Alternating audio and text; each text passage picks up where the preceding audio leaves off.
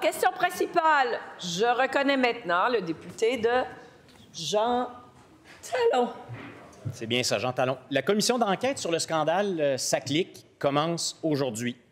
Les médias ont déjà révélé des apparences de conflits d'intérêts pour certains membres de la commission d'enquête. C'est le cas du commissaire Galland, qui a des liens avec la présidente du Conseil du Trésor, le directeur des enquêtes de la commission, qui lui aussi a des liens avec la présidente du Conseil du Trésor.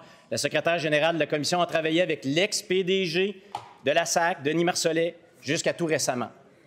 En conséquence, les 3 partis d'opposition demandent la récusation du juge Galland et continuent à le faire encore aujourd'hui. La confiance du public est ébranlée et les 3 partis d'opposition pensent que la crédibilité du processus est entachée. Quel gâchis! On aurait pu l'éviter par une simple consultation. Il y a des dizaines de juristes qui auraient pu faire ce travail-là, avec grande compétence. Il suffisait de nous appeler. La question est simple. Pourquoi le gouvernement n'a pas consulté les oppositions? La réponse du ministre du Travail. Oui, merci, Madame la Présidente. Comme mon collègue de Jean Talon vient de le mentionner, le commissaire Galland commence ses travaux aujourd'hui. Il met en place toutes les conditions favorables à un travail rigoureux, indépendant, de manière objective. Une commission d'enquête, comme mon collègue le sait, ça implique l'assignation de témoins, ça porte énormément d'attention à ce qui va être révélé, qui va être divulgué. Il faut faire confiance à Denis Galland.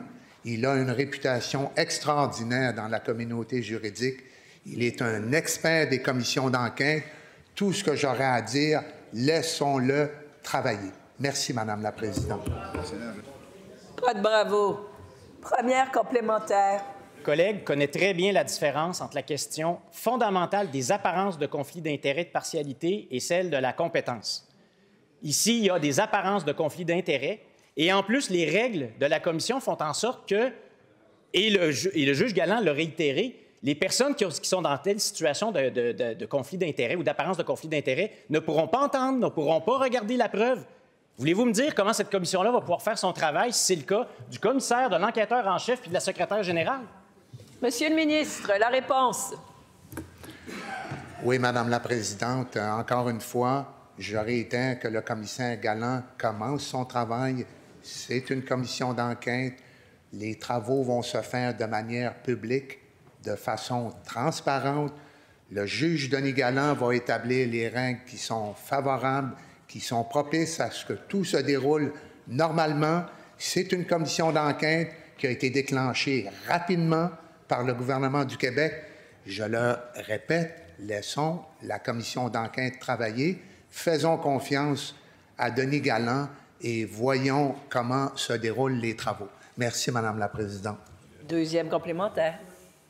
Transparence. Les règles de la commission prévoient aussi que toutes les questions relatives à l'apparence de conflit d'intérêts vont se gérer à l'intérieur de la commission, sans publicité publique.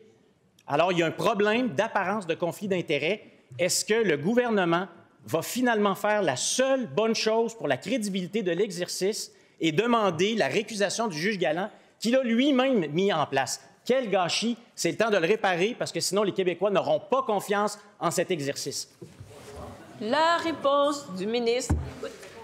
Madame la Présidente, les Québécois, les Québécoises ont confiance en un gouvernement qui a agi avec diligence dans le dossier de SACLIC, ce qui n'a pas été le cas de tous les gouvernements qui nous ont précédés.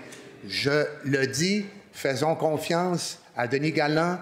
Au-delà de l'expertise, il y a une réputation extraordinaire dans le milieu. Il va s'assurer que toutes les règles soient mises en place de manière à ce que les travaux se déroulent de manière objective, rigoureuse.